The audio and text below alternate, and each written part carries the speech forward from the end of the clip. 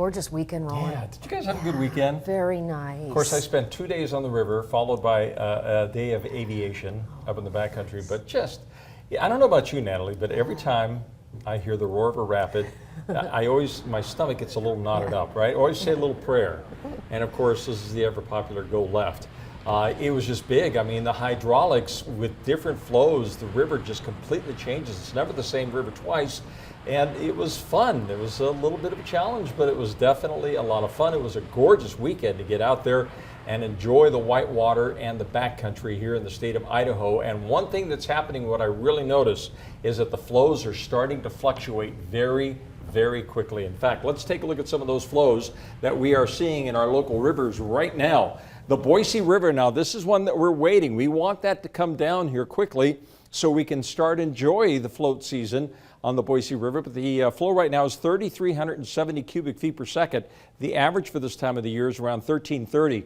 We need the flows to come down to that average before the fire department says good to go. And then the Payette River is down to 4,900 CFS.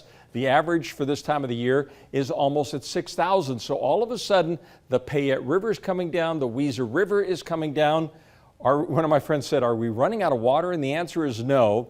But we're starting to now get into that conservation mode where the reservoirs are nice and full and the runoff is starting to trickle off just a little bit. So now we want to start conserving water, and indeed that is the case. Lucky Peak is 100% full. Anderson Ranch 100, Payette is 100% full. Cascade Reservoir 95% full. Arrow Rock at 90, and the Owyhee Gigantic Reservoir is 99% full. So the temperature readings we're seeing right now, just super comfortable this afternoon and this evening. In the 70s right now in the Treasure Valley, 74 degrees in Ontario, 63 degrees right now up there in McCall.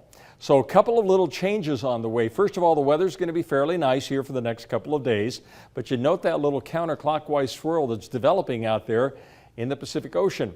This is a new developing area of low pressure. And this too is going to be dropping down into the northwestern part of the country. Now, as it gets a little bit closer to the state of Idaho for the next 2 days, it'll put us into a southwest flow, and that southwest flow equals nice warmer temperatures. So it's going to be significantly warmer tomorrow than it was today. And then what happens is by Thursday and Friday, the low starts drawing in close enough that it'll start pulling in cooler air from the northwest by Thursday and Friday. So it's going to cool down, but the good news is everything's going to be improving very nicely just in time for the weekend once again. So on the Futurecast tomorrow, we will see a mixture of mostly sunny to partly cloudy skies, a few more clouds up in the mountains, but still pretty decent weather.